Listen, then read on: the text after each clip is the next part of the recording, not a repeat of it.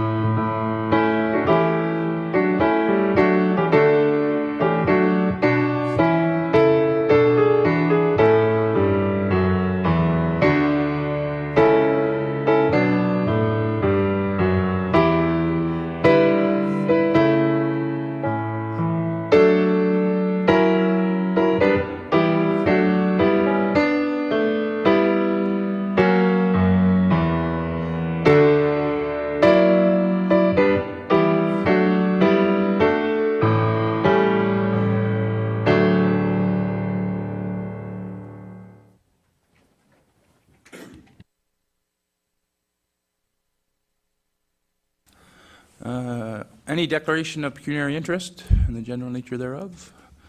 Hearing and seeing none.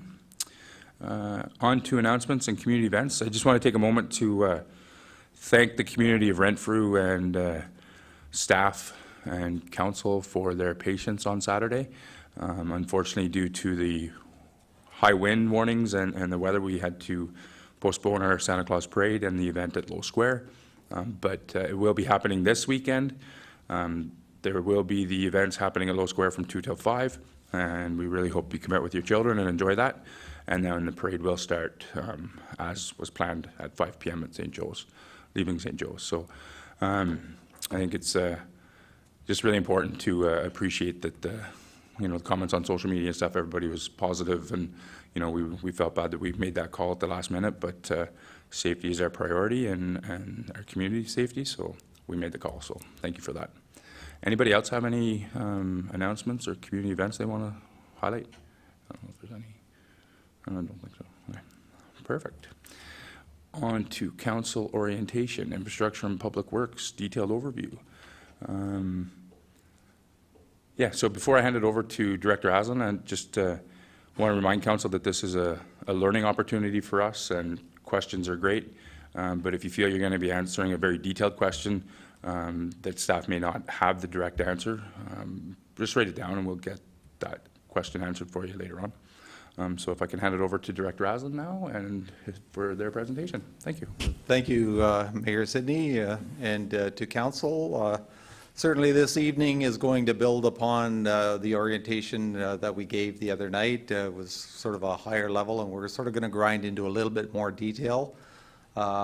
We have Connor Jameson with us. He's our engineering technician and works in our department, and is critical to involvement in a lot of the projects and development of the work that we do, as well as a lot of operational things. So tonight we have 3 presentations. One is on infrastructure and public works and key projects. So we're going to tell you a little bit about how we do things and why we do things, and the key projects that we have on the go. We're also going to do a little primer on asset management, a little presentation, and Darla Campbell was the author of the presentation, and we'll present that report on our behalf. And then we have kind of an interesting presentation by Steve Taylor, works for BTE, and it's the Master Transportation Plan.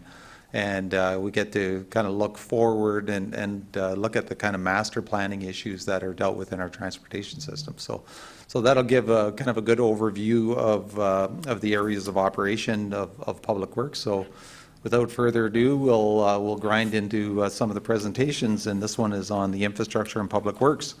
And there are a lot of slides, so I may not kind of read every word of the slide, but I'll just try to pick up the key concepts. And the first slide is when you look at infrastructure and Public Works, is what does our department do? Like, what is our fundamental purpose?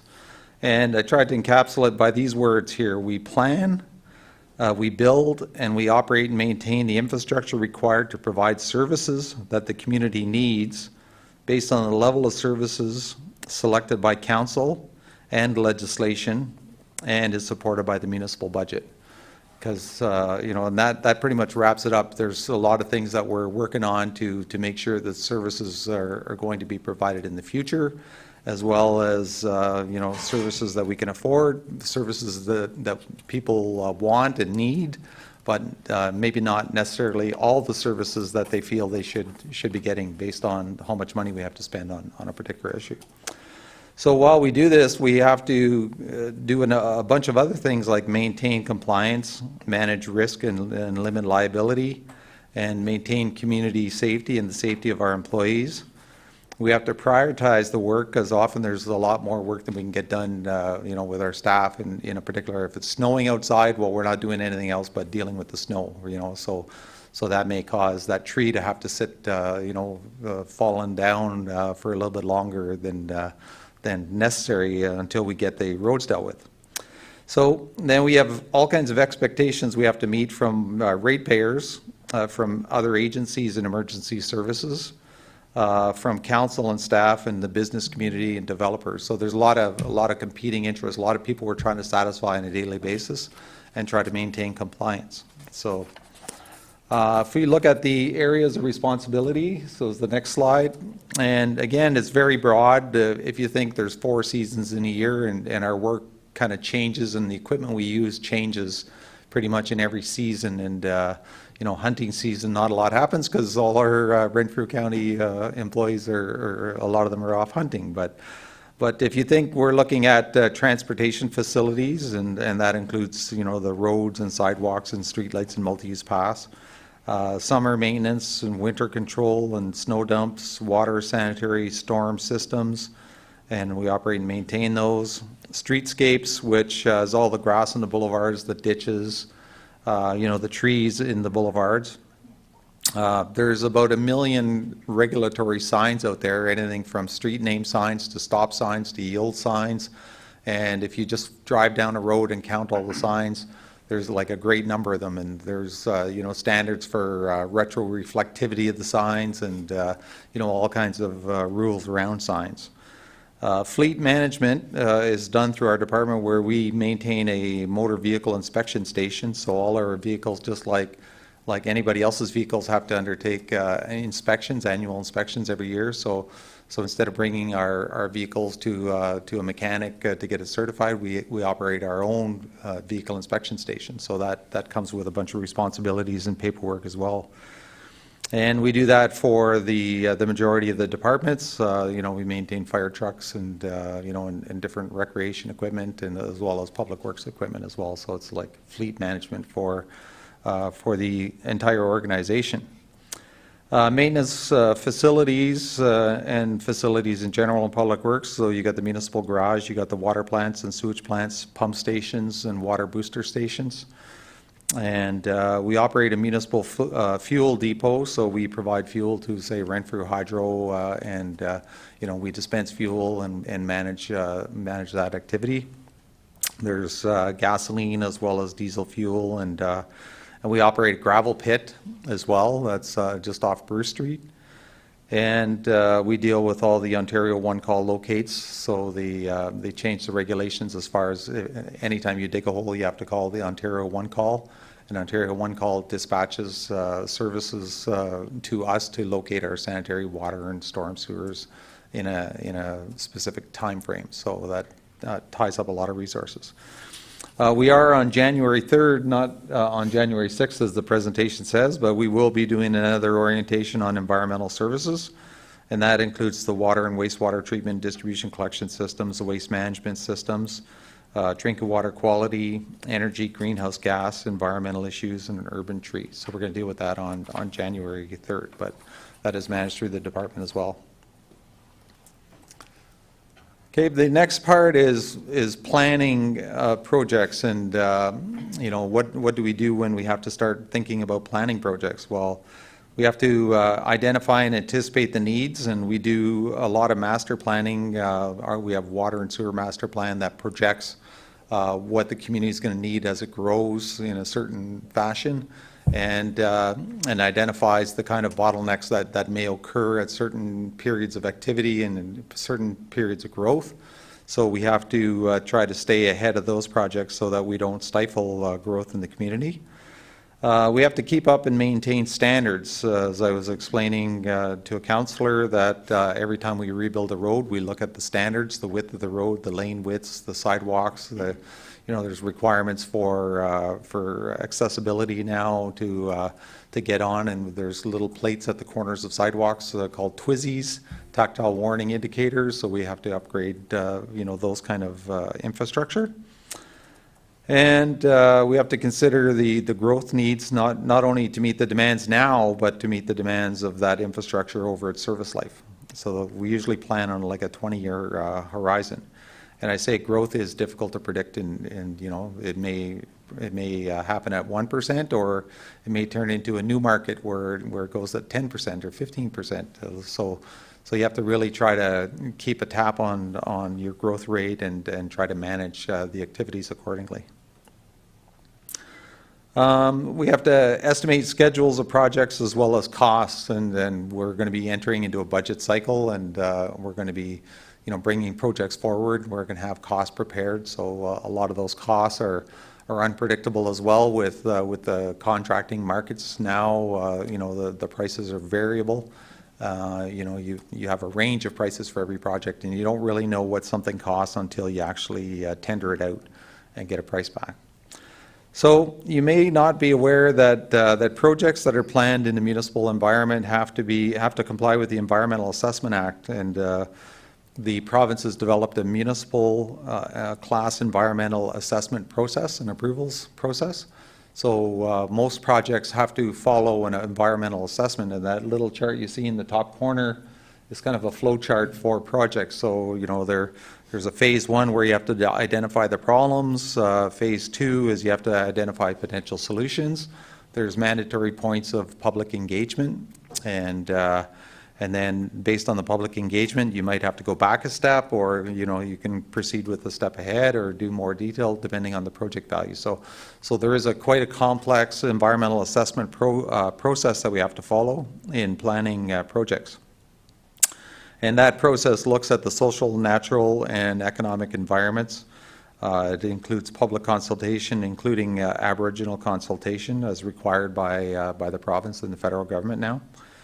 A lot of agency consultation, the ministry, like the fisheries and the Ministry of Natural Resources, and you know, and all the ministries, Ministry of Environment, and or the MECP now. So, and then once we go through that process, then you know, you sort of get approvals to proceed with construction. You know, after you satisfied the environmental assessment process. So the Hall Avenue extension, for instance, was undertaken through an environmental assessment, and it was completed in 2015, and that's why we've presented that project to the province as something that can proceed now with the intersection of O'Brien Road, and it has all the proper environmental assessments. If we apply for grants and don't have this municipal environmental assessment done, then the province will look at it and say, the municipality is not quite ready to proceed with this project, so like maybe we won't approve that one. So we have to try to stay ahead of the planning. Then the biggest part is we have to identify and commit funds to build and operate, and that usually involves council and the Treasury Department through the budget process. There's numerous grants. There's a whole development charges process, and Rob, is there an orientation on development charges? I didn't really see it fall in a particular area, but it's a very important component of basically, the resources or creating funds for supporting growth projects. So essentially what it is we've implemented a development charge through the Development Charges Act, and it has identified the infrastructure that's required to support growth in the community. So that infrastructure that's required to support growth is paid in a number of ways. If you set a charge on it and you collect development charges, then you could take that money, put it away, and pay for that specific project that's a result of growth out of the development charge. So essentially, the new development is paying its own way to create that infrastructure. If we don't have development charges, then guess who has to pay? It's the ratepayers. It's the taxpayers that have to pay for that infrastructure to support growth. So although development charges are somewhat seen as unpopular and may limit growth in your community, it's actually essential to maintain the sustainability of that infrastructure and to be able to generate funds to create the infrastructure that will support growth. So the town does have a development charges bylaw that's in place. On top of that, there's debentures, taxation, user fees. So there's numerous funding sources for every project that we usually identify and have discussions around at budget time. Okay, so some of the key planning project is that we've undertaken. The asset management plan and related studies was a big one. Transportation master plan, the MTO Connecting Link Rehabilitation Program. I did mention the Hall Avenue environmental assessment, the manganese treatment system to address the tinted water during the droughts that we had in the summertime. So we've been planning, that project. I've been looking at biosolids options to divert biosolids from the landfill. So currently all the wastewater solids are dewatered and transported to the landfill. So it's using up capacity, but there's beneficial reuses for that material as fertilizer on farmers' fields. So we're looking at options to try to remove it from our landfill and apply it to beneficial reuse.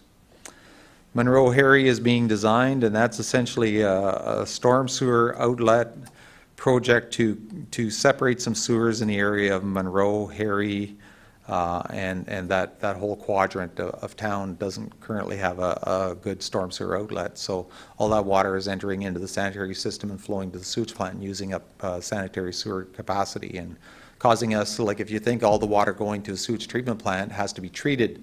So that takes energy for pumping, it takes chemicals, to treat the water, and it takes, operator time. And, so if we can reduce the amount of water, it frees up space for growth, and as well as reduces our operating costs as we go. So there's, there's a lot of benefits to separating your sewers. And the water and sewer master plan, we've completed it some time ago, and if the town is considering, looking at lands that currently were not contemplated for development, then we may have to refresh that. So that's one of those things you want to stay well ahead of. If you have to build new infrastructure, it takes years and many hundreds of thousands and millions of dollars to create, so you want to know what you're doing there. Then that's on top of all the infrastructure rehabilitation and replacement projects. So sewers in general last in the order of 70 to 100 years. Okay, so that's we'll get that kind of service life out of water mains as well. A brand new road, if you built a brand new road and you built it properly, the structure itself would last 40 to 50 years. The asphalt on the surface would last about 20 years. Okay, before you'd have to repave it. So that's about the kind of the lifespan. So you're looking at the underground infrastructure. A lot of it's been in place for 70, 80, 90 years, and it's, the materials are degrading, and there's not a lot of that kind of work that had taken place in previous years, so we're a little behind on that. The surface of the roads have not really always been built to a correct standard. So every project we get into, we have to start looking at, the structure under the roads. Is it acceptable or suitable to put a surface on and expect that it's going to last like 20, 30 years, So those are the kind of things we look at. Okay, so as far as other projects that we have on the go, we have the design of Dominion and Lynn Street, 8th Street, Maloney Road Culvert.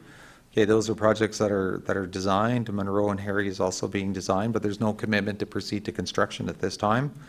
But we're entering into the 2023 budget, so those projects, don't be surprised if they come up as you know, looking for a commitment to proceed to construction on those projects. The municipal garage has been planned for a couple years now, and we're still in the conceptual design stage. And we have completed building condition assessments, and we've generally outgrown the municipal garage. Like our equipment is scattered around town at this point. The garage was built in the 50s, and you know, we'll likely have a tour of the facilities as well, and you'll get to see for yourself the condition of the facilities. But I think it's outlived its useful life in this particular case, and it needs to be expanded. So that's a project that's on the go. There's also mixing system in the standpipe, which is the water tower. Okay, we did have a mixing system in there that we had to remove because of structural problem in the tank. So we're looking at a replacement system for that mixing system. And we are just getting into the 2023 capital budget, which is a significant effort on the part of the municipality each year. Okay, when we build new projects, we go through a process. So every time we want to build something, we usually prepare terms of reference and a request for proposal document, which is a fairly significant document to solicit engineering services. We release it and close it, and then get the RFPs, and then we evaluate them and recommend award to council. So usually those awards are all done by council. And once the design is awarded, then the consultants will prepare the design, and then at the end of the design, which takes 8 months to a year, then we'll go to tender normally. The design cost is about 6 to 8% of every project cost. Okay, so you think that's a significant part of the project, but we'll show you a chart later on that it's not that significant overall. At that point in the design, we usually get input from the community. We usually have public information centers and walk through the design with the public that are directly affected, and anybody else who wants to attend. And that's good engagement with the community. It sort of sets them up that that there's going to be construction. If they have drainage problems in their front yard, that's a good time to kind of identify that and make sure the design addresses that. Okay, so then we prepare tenders and we release them, and then the contractors hopefully will have more than one bidding. And when they bid, then we usually bring it to council to award. Now, on top of every construction tender, we expect that there's going to be a contingency allowance about 10 to 15%, or even up to 25%, depending on the project, for unknowns that we may encounter during construction. And in the little corner of the drawing there, you'll see there's a trench with all kinds of infrastructure crossing it. Some of them are concrete encased ducts. When contractors start working around stuff that's buried, you discover things underground that you never knew were there, or it's in a different configuration than you anticipated. So we that's where the contingencies come in, and it becomes a little more difficult to construct. So as part of every build project, the contractor's working, and we have project management services that we solicit for those projects, because it's a significant effort to do the project management on those projects. Again, it's probably another 6 to 8% of the project cost to do project management, and there's 2,000 hours, like a full-time equivalent's worth of time that gets spent managing those projects, on top of the what Connor does in managing the project from the town side.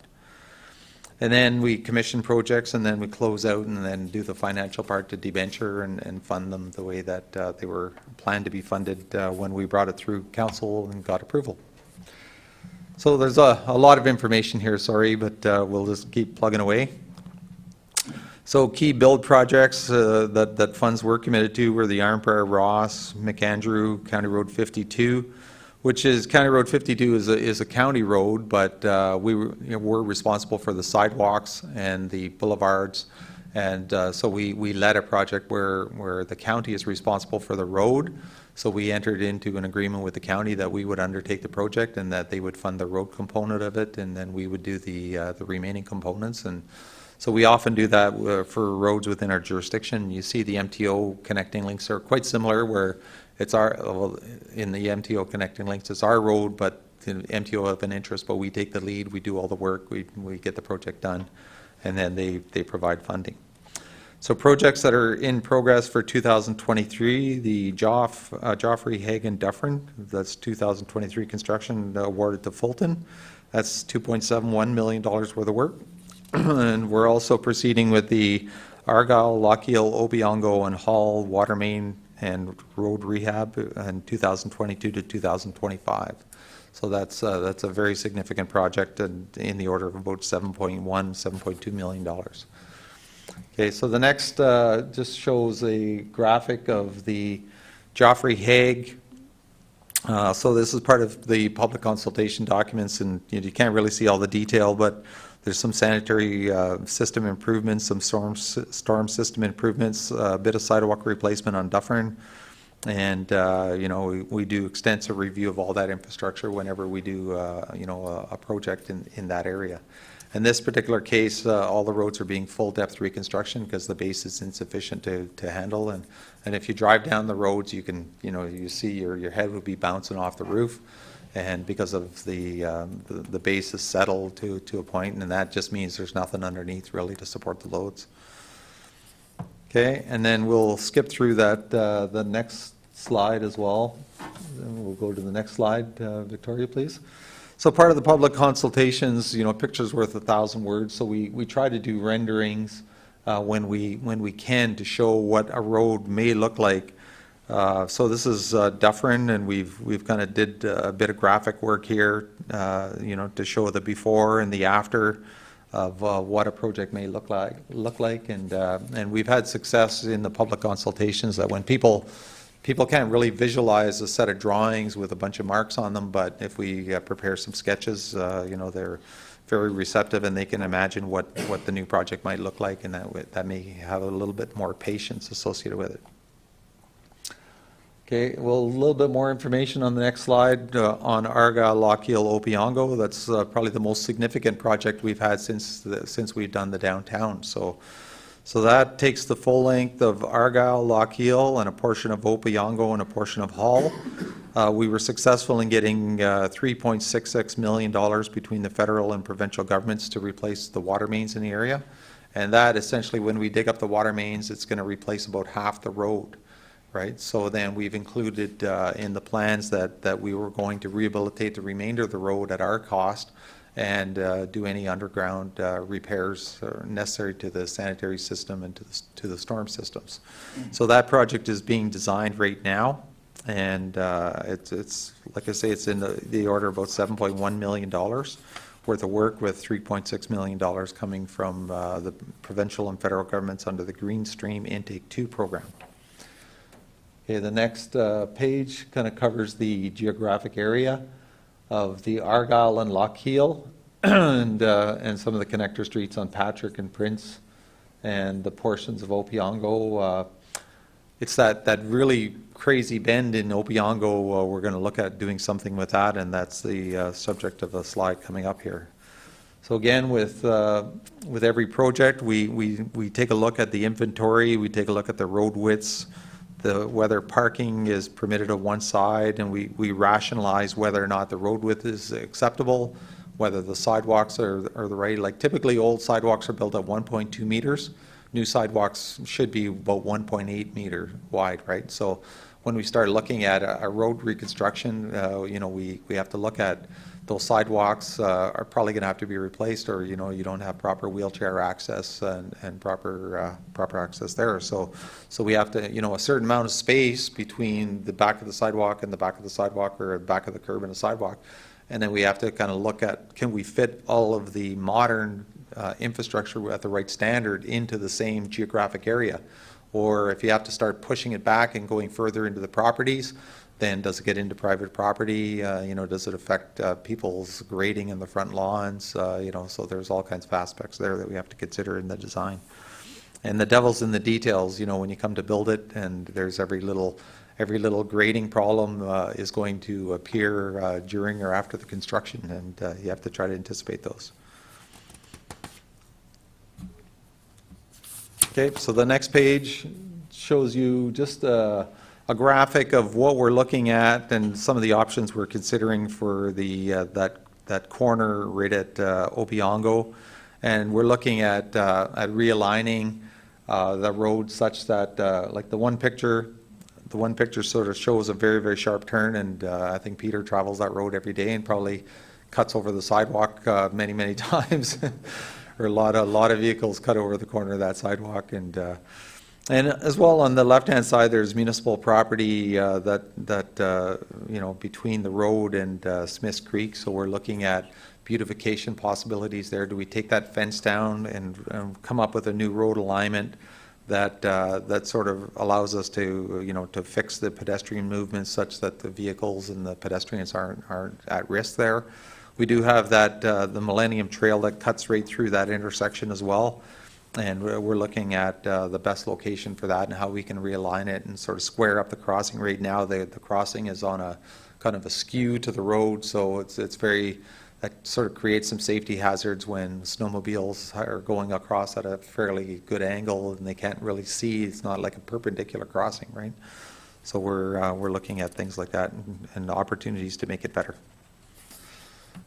Okay, so that's it for the build side of things. When you look at the total cost of a project, you have the engineering cost, which I said is like 6 to 8%. You have the construction cost, which is always seen as insurmountable, like, that's the big cost. But the actual real large cost is the operation and maintenance of that facility for the remainder of its life.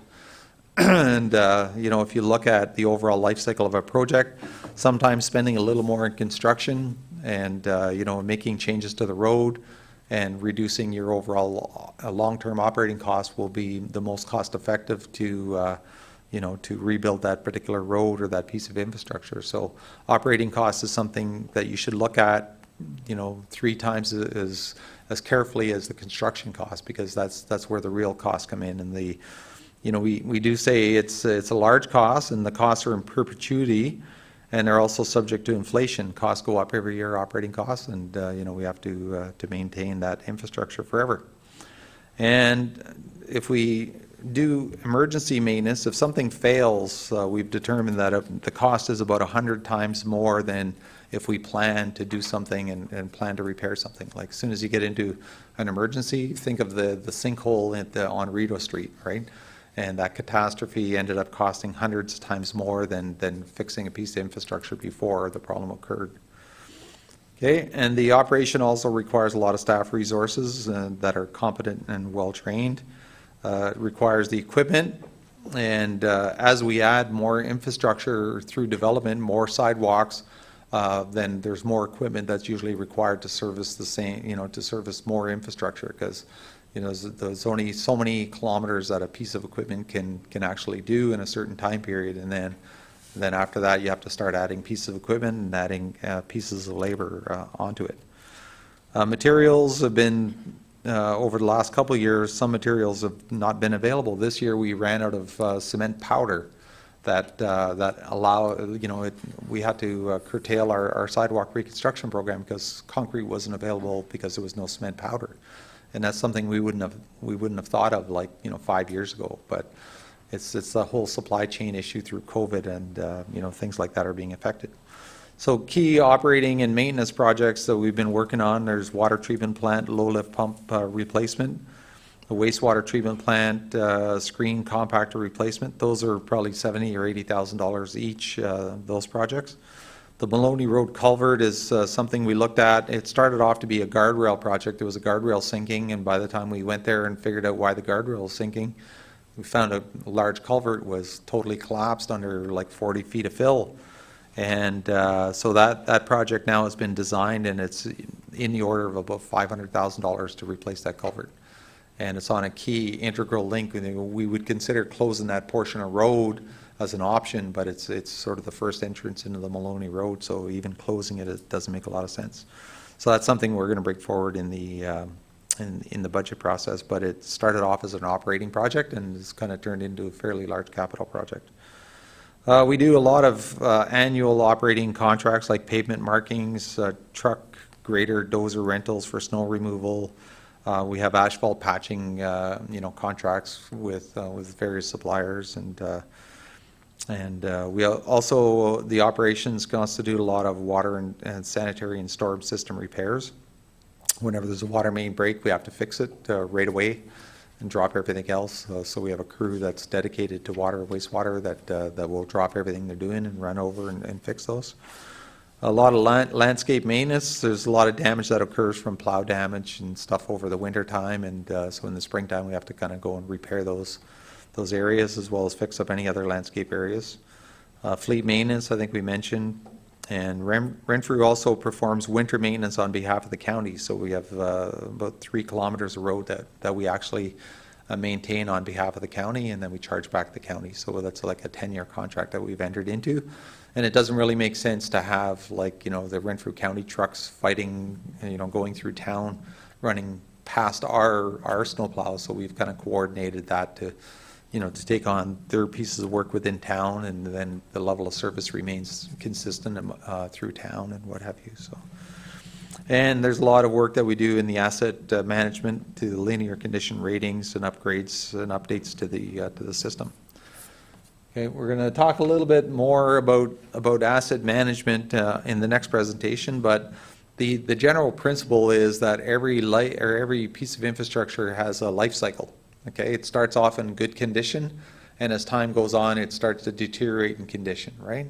So that represents this sort of S curve, and as the condition deteriorates with time, there becomes a point where rehabilitation is a good option, right? So the road is kind of just, it's got some cracks and bumps and stuff, and if you shave and pave that road, then you can restore its condition back up to pretty good condition without spending a lot of money on it. And so if you allow that piece of infrastructure to continue to deteriorate, then at some point you get out of this rehabilitation zone, so that little band, and the condition becomes poor to the point where rehabilitation is no longer practical. If the road surface is so broken up that paving it won't restore its function, or won't build a road that lasts for any particular time, then it's gone too far, and then you have to look at total reconstruction of the road. So I think we'll talk about that later, but not a lot of work was done in the previous 40 years.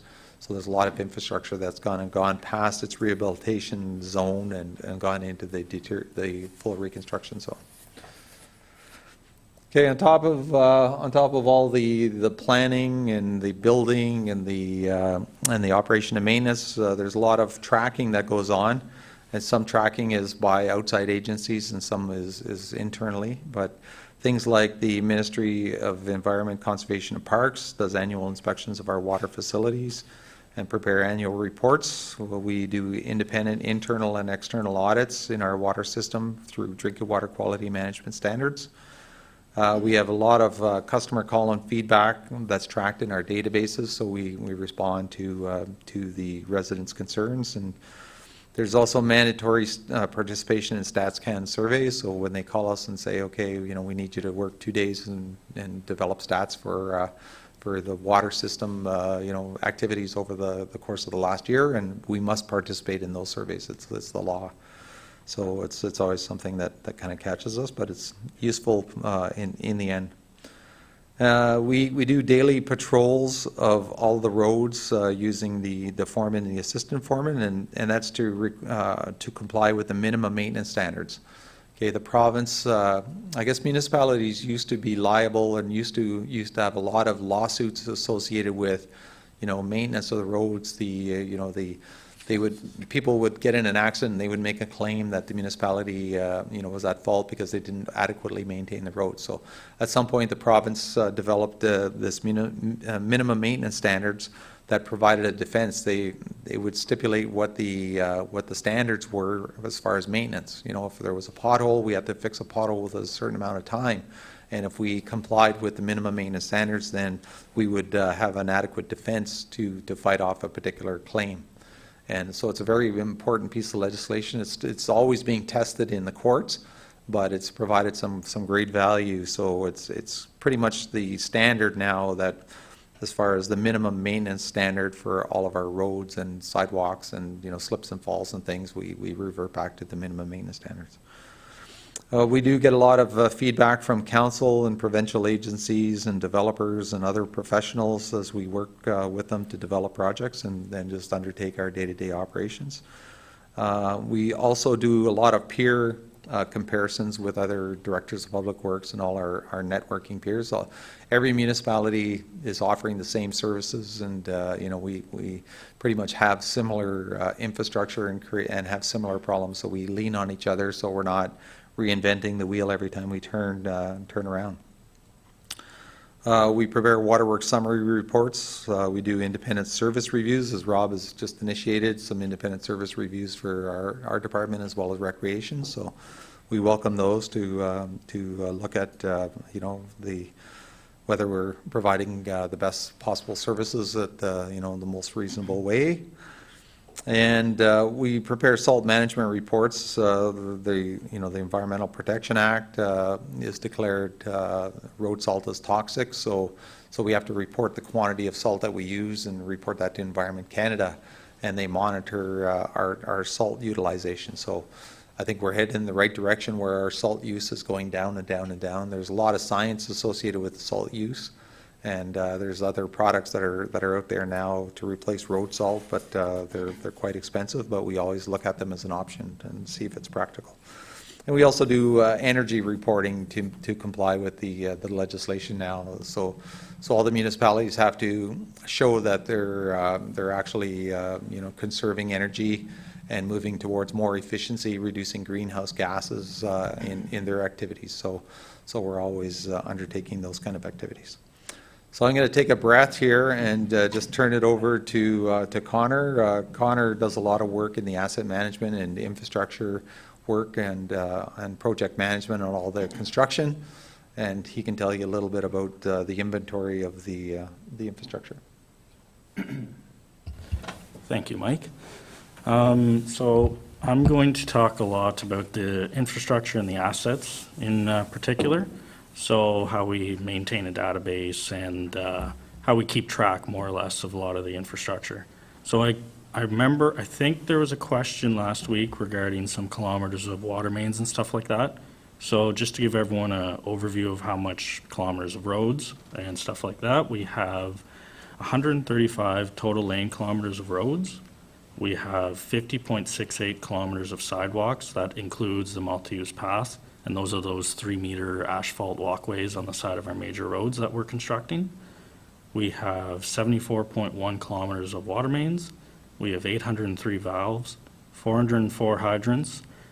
For sanitary, we have 61 kilometers of sanitary sewers. We have 947 maintenance holes, 6 pump stations. And then onto the storm, we have 31.5 kilometers of storm sewer. And then we have 1,536 catch basins and maintenance holes. And one thing I want to add to this is all this infrastructure assets that you do see here, our public works staff operate and maintain all of that, and I think they do a really good job daily with all that infrastructure that they have. So on the next slide, with our GIS software, we can use the data that we put into it to produce maps like the one you see here. This is our road index map. This map shows all of the roadways in Renfrew, and it kind of breaks it down with condition ratings. So for some of the colors, we have obviously the black ones, which is either gravel or not owned by the town. We have purple, which is excellent or rebuilt by the town, which that's usually rebuilt in the last 5 years. And that includes all the connecting link, which we are on the final stage of connecting link because we just got substantial completion of the current phase, which was O'Brien Road from Gillen to Mask. And then we go down, we have green, which is good, yellow, which is fair, red, which is poor. And just touching on what Mike said a couple slides ago with the rehabilitation versus reconstruction zone. So the red is more or less the reconstruction zone. The road has to do a full depth reconstruction. Where the green and the yellow, it would be candidates for some rehabilitation needs. You'd obviously have to do some geotechnical investigations to confirm that. Also, there's proposed, which the two that are in the map are O'Brien Road from Galen to Mass, which was just complete, and then Joffrey Hague Dufferin, which was pushed off till next year. And also we have just the proposed design jobs, which is Argyle Lochiel, Monroe Harry, Dominion Lynn, and 8th Street. So looking at the next map, it is our sidewalks within the town of Renfrew. This is our sidewalk snow plowing map. It kind of keeps track of our winter maintenance operations. So it's just pretty much what sidewalks are primary, secondary, and tertiary, and the winter maintenance that they follow on those. The next map is our water main network map. Now this map, it just shows how much water mains are in the town of Renfrew, and one cool thing about the data that we all keep with the GIS is it's broken down with material types. So each color on the map that you can see is a different material, whether it's cast iron, copper services, ductile iron, PVC, or transite. And then also on the map, it just says we have a booster station, which is on Kodrowski. We have a standpipe, also known as a water tower, that Mike talked about, and we have the water treatment plant on McAndrew. And if you have really good eyes, you can see the hydrants in there. So the next map is, it's kind of a close-up of, so we can see more information that is provided with this GIS and the infrastructure assets. So this is obviously McLean and Francis area, and we have an aerial photo over top so you can see better where it is. Now with this, you can kind of see the pipes. There's arrows which way the flow is going. You see the darker green lines, which is the services. And on this map, we actually have 2 trunk sewers that run through this area. The first trunk sewer is on McLean, and it is, I believe, a 450 concrete pipe. And the other one is just in the ravine there to the southwest of Francis Street, and that is a 600 concrete main. And those go directly to the treatment plant, which is just west of this area. And another thing I want to note on this is you can see that each individual manhole has a number. And that number is specific to each and every asset. Every asset has its own number, so we can track it. We know where it is. We know everything about it. And it's not just the maintenance holes. It can be pipes. It can be roads. It can be sidewalks. It's everything. And on the storm sewer map, which is the next one, so this is just an overall map of the storm sewer in Renfrew. If you look at the quantities, it's definitely about half of the sanitary. Mike touched on it previously, or just before, regarding how a lot of it is combined and we're trying to separate the sanitary and the storm. And with more and more projects, it's always we're trying to separate it. Most recently, the O'Brien Road from Galen to Mask, there is substantial infrastructure to the storm sewer to have brand new storm sewers from Galen all the way to Mask, or all the way to Froats, or Mask, but then it outlets at Froats. So that's always an ongoing thing with storm sewers. And then this final one is kind of, it's all the attributes that the GIS system has in it. And this is what the GIS system used to create thematic maps and analysis. So it's kind of hard to see, but on this attribute table, you can see the code, and there's a tape number, which that tape number is, there was CCTV done on all the sewers, I believe in 2005, correct me if I'm wrong, Mike? Correct. So each sewer has a CCTV that was done with it, and you can watch it, and it just automatically links. And also you can see what street it's on, what street it's coming from, what street it's going to, upstream manhole, downstream manhole. You can see the material, length, diameter, and also there's an index rating just like our roads, where our roads we kind of do it differently with just kind of good, fair, poor. This one we have like a numbering from 0 to 1, and those all have index ratings on them themselves. And other things on there is, was it related to a project number? Do we have a drawing for it? Just comments, any comments that we have on the sewer itself. If it breaks, we can put it in the comment section.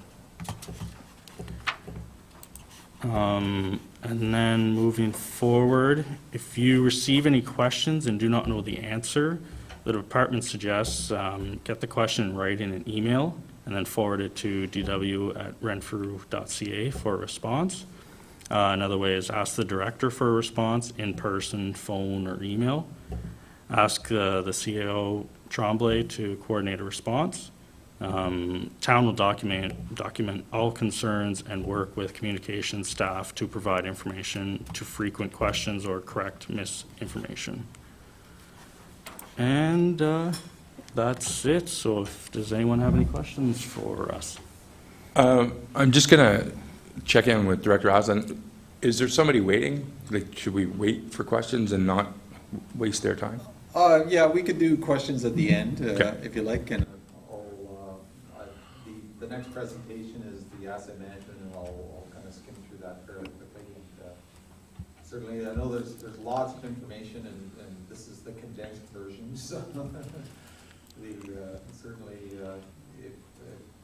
it's at your will whether you want to ask questions. But I'm just concerned about if somebody is zooming in for us, right?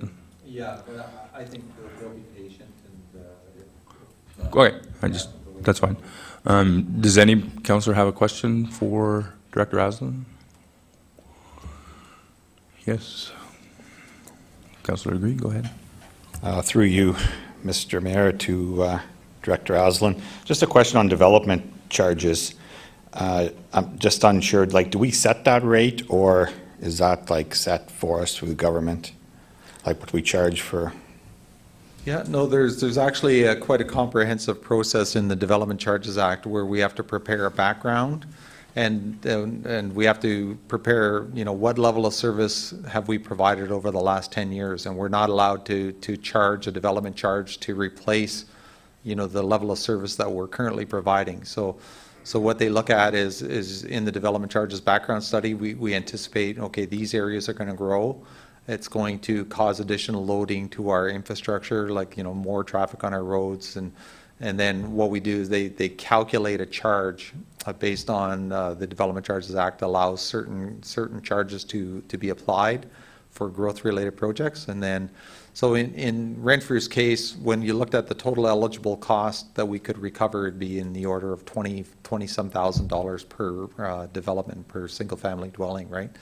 And then at that point, we bring it to council, and council considers the bylaws and considers that charge or whether or not it's appropriate. So the forecast is indicating we need $20-some thousand to support, $20,000 a door to support all the growth projects. And then council will usually deliberate, and they'll select a number. So I think our development charge as of January coming up here is about $10,000 a door.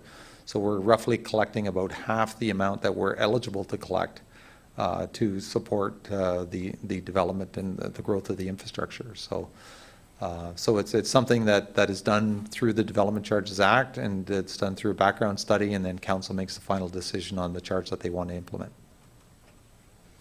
And maybe I can just add, it does not only include this type of infrastructure, it will include fire as well. So if you need an extra or a bigger truck to put out fires, recreation, Mataway, some of that expansion is growth related in terms of servicing the recreation needs of the community. We're probably going to hold off on a development charges detailed review because there's recent changes to legislation where reviews occur every 10 years, and we're going to be doing some secondary plans, to Mike's point, in an official plan review, which will clarify the growth kind of picture for the next years. The best would be to bring in Watson and Associates, which are economists that can explain kind of in deep detail what it's about. But I think Mike covered the basics. And the county is also looking at a development charge, for instance, for ambulance bays to meet growth demand for their county roads. Currently, they don't have a charge, but I would say most of the urban centers within Renfrew County would have a development charge. Perfect, thanks very much. Councillor Dick? Thank you, Mr. Mayor. Mr. Mayor, through you to Director Aslan and Mr. Jameson, thank you very much for that report. That was really good. Like, a lot of information, amazing. I love spreadsheets. I love arrows. I love all that stuff. it's easier for me to follow, and I'm sure other councillors, and thank you for that. Just a few questions about your projects coming up, because you were kind of throwing streets at me, and I was kind of trying to write it down. So I just want to confirm that in 2023, the summer of 2023, Hague and Joffrey are getting a full rebuild with sewers and paving? Is that confirmed for 2023? Yes, so that project's been awarded to Fulton Construction. Okay. So they're proceeding, and it's not a complete replacement of the sanitary, it's rehabilitation of parts of the sanitary. Okay. And sort of fixing up the storm, fixing up the underground to the point where we can rebuild the road and have confidence that, that we're not going to have to dig it up. Okay, thank you. And moving on, Lockheed, Argyle, and Opiongo, to confirm that is happening in 2023 or no? Well, we have obtained a grant for the construction, for the design and construction of that project. So we've committed through the Green Stream Intake 2 that we would proceed. So we're currently in the phase where we're doing the design. And in the springtime, or by spring of 2023, we'll have tendered the project, and we'll be coming to council for recommendation to award construction of that project. So we've committed to the funding agency that we will proceed through design and construction of that project. So if everything goes to plan, it would be complete by the end of 2023, or are we looking at 2024? No, it's a partial construction 2023, finishing up in 2024 with any deficiencies in 2025.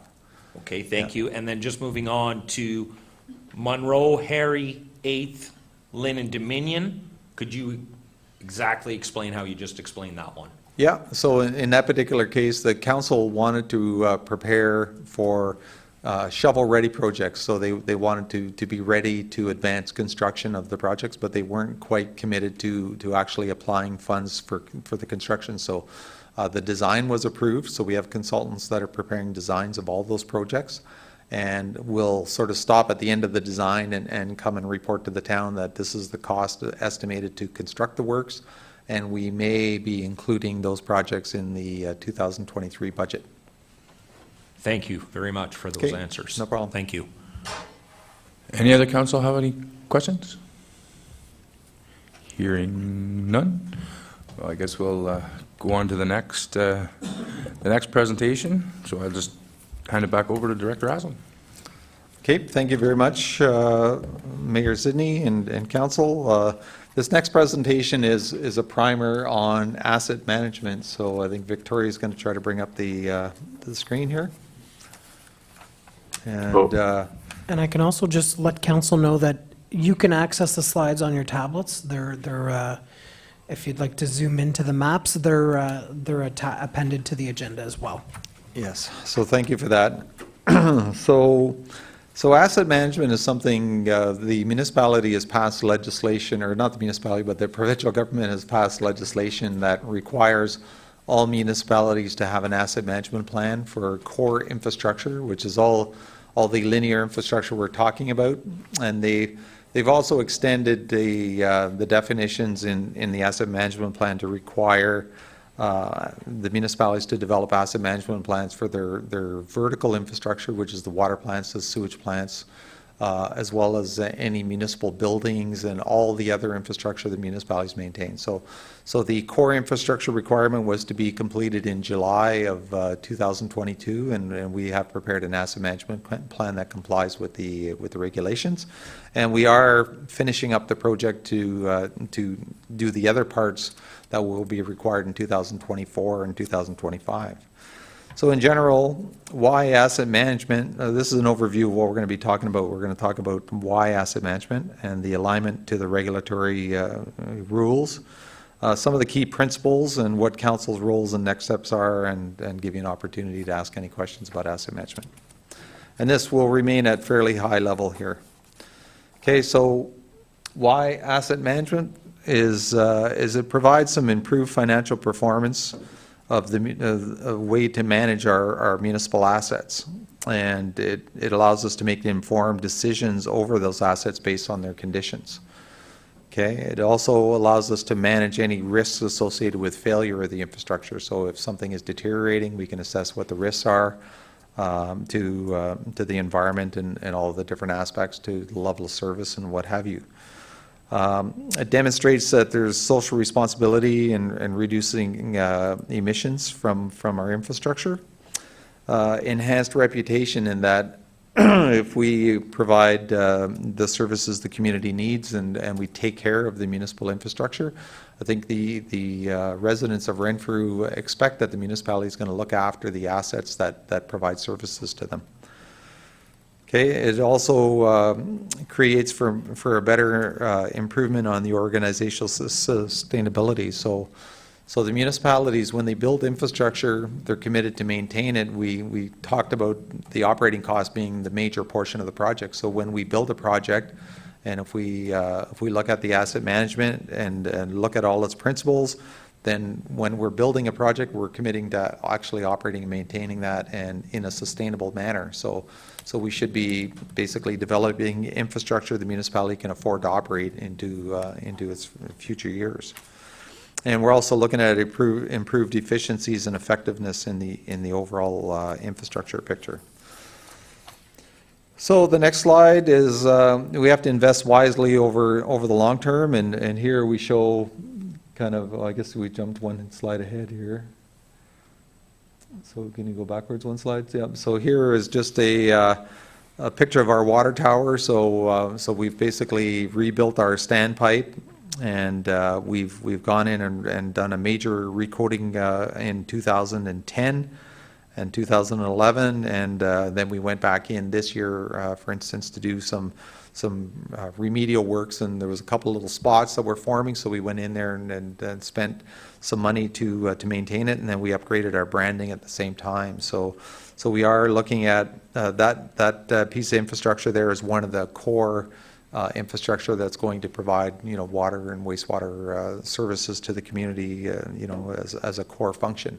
Without that water tower, you don't have a water system, right? So you have to really look at balancing the risks and providing the community with the right services at the optimal time. So and keeping the community's future in mind. So in this particular, our water and sewer master plan has looked at the size of our water tower, for instance, and determined that it has sufficient capacity to serve a certain development in the future. And at some point, if development continues, we may at some point have to build another water tower to provide more storage for firefighting and what have you. So we're looking at those kind of things.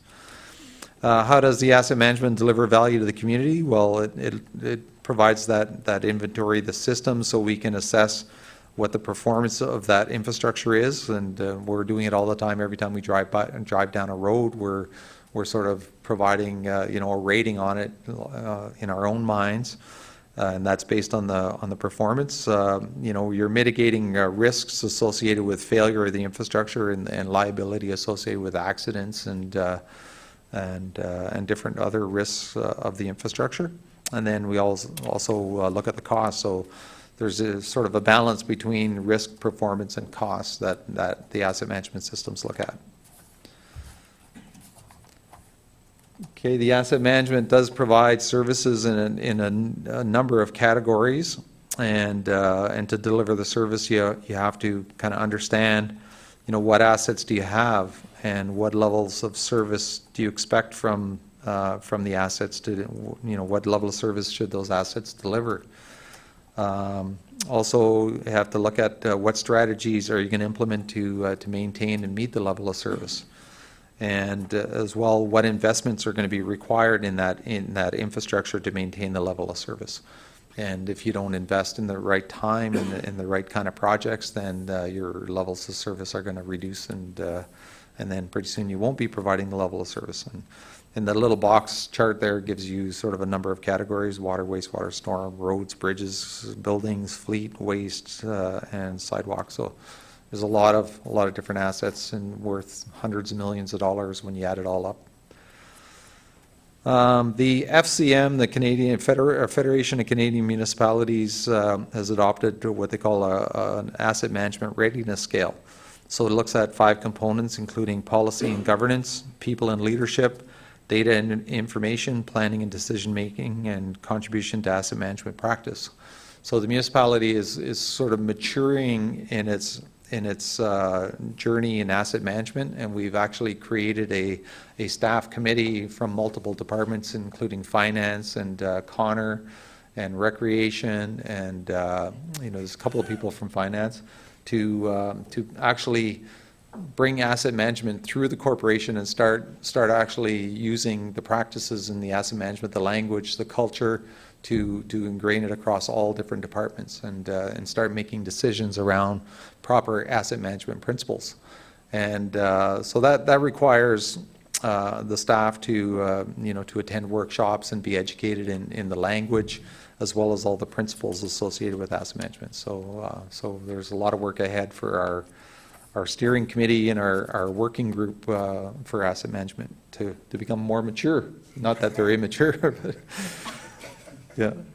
But so if we want to provide a little bit of information on the regulatory aspects of it, and so the level of service, the municipality had conducted a level of service survey to complete certain elements of the OREG 58817. So the regulation itself had a number of phases. So phase 1 was July 2019. We were required to finalize a strategic asset management policy. So we do have that on record, that we passed an asset management strategy. And so the phase 2 was July 2022, was just passed, that we needed to approve an asset management plan for core assets, including roads, bridges, culverts, water, wastewater, and stormwater management, that discusses the current level of service and the cost of maintaining those services. So the document is on our website, and it's quite comprehensive, and we've complied with that requirement. So the project that we did initiate with Dillon and Ontario Clean Water Agency and Watson and Associates is going to bring us through the next 2 phases as well. So the requirement for July 2024 was to approve an asset management plan for all infrastructure assets that discuss current levels of service and the cost to maintain those services. So that, by the end of this year, will be complete as well. So we're going to actually be ahead of the game again. And in 2025, the legislation outlines that we need an asset management plan for all assets that build upon the requirements set out in 2024. And this includes a discussion on the proposed levels of service, what activities will be required to meet the proposed levels of service, and a strategy to fund the activities. So right now, the people that did the development charges bylaw for us, Watson and Associates, they're hammering through the numbers to try to figure out how we can take all our needs and use the funding sources that we have to sustainably, set up a strategy. And I think the strategy for municipalities is always going to be that we have much more infrastructure than we can afford to maintain properly to meet our asset management plan, and therefore we need financial assistance from the provincial and federal governments. I think that has been the case in past years, and I think will continue to be the case, because we have so many kilometers of infrastructure, and it's so expensive that there's no way we can afford to replace it ourselves. So we need financial assistance. Okay, so the strategic asset management policy, we have a slide on there, and the asset management planning will not occur in isolation from the other goals, plans, and policies of the town. So the idea is to basically look at the corporation as a whole and to integrate your asset management strategies so that it becomes part of the culture and is ingrained in all the different aspects of your municipality. So that's at a high level. I'll stick there. Some of the key principles I think we talked about in asset management is, and 10 years ago, most municipalities didn't know how many kilometers of roads they had. They didn't know how many water mains they had. So the municipalities have come a long way in knowing what they have and where it is. So in 2024, the municipality took, we didn't do any capital in 2024, and they decided to just do an inventory of their system and to put a TV camera down every sewer. So they spent over $300,000 in 2024 or in 2004 to inventory the system, and as a result, the information got put into a GIS system, and we were the leaders in asset management. There was no other municipality that had gone into that level of detail to assess their infrastructure. So again, we're still using that information on a daily basis, but after 10 years, those CCTV from our sewers are no longer relevant because, the sewers have deteriorated to the point where we need to, TV them again. So now I think the new asset management strategies are to get into your sewers like every 5 years and to have a cycle where you're getting new information on the condition of all your assets on a regular basis. So I think we need to do some work in that area. So once you know what it is and where it is and what condition it's in, then you have to determine the level of service expectations. And there's a couple of different aspects to level of service that we're going to talk about a little bit later. And what do you need to do and when do you need to do it to manage that infrastructure and the level of risk associated with the infrastructure? And how do you ensure long-term affordability? And that's the question we're always facing. Okay, as far as the level of service, there's several components of it, and there's a community level of service and a technical level of service as well. So the legislation, for instance, in water and wastewater, we have legislation that says you shall produce this quality of water and you have no choice, right? And then there's other levels of service that, the public say we would like a pool. So then you have to kind of look at all those levels of service and balance it with the infrastructure and determine what your priorities are. And so we'll have more discussions on level of service. Okay, and then I think we talked about the technical level of service and community level of service, so we'll skip past that one. Every municipality through the asset management plan ends up with a risk profile. And you have a certain number of assets that are categorized in high risk, moderate risk, and low risk to the municipality. And I think, in realistic terms, we don't have a lot of infrastructure in the very high risk category because the water systems, are probably the highest risk infrastructure. But we do a good job at maintaining and keeping those to a certain standard because of the legislation and because of their function. So we have infrastructure like storm sewers and roads that kind of bring down our rating into the fair number of assets in the moderate category. But we have done risk assessments on all the infrastructure as well. Okay, the next one is, I think we've talked about this chart about doing kind of work in the proper zone, in the rehabilitation zone of your assets, and doing it at the right time will allow you to spend less money over the life cycle to renew that asset and keep it in better condition. But this curve, I say, assumes that you had a piece of infrastructure that was built to a standard in the first place. So a lot of our infrastructure might have been kind of, an old horse trail that ended up having some oil sprayed on it that formed a hard surface that ended up being paved and, being paved several times over. And so when we dig up that road and we find that there's no granular, no granular underneath that road, then we have to kind of go backwards and establish that proper standard. And then we can know that that asset is going to have a predictable future once you know how it's properly constructed.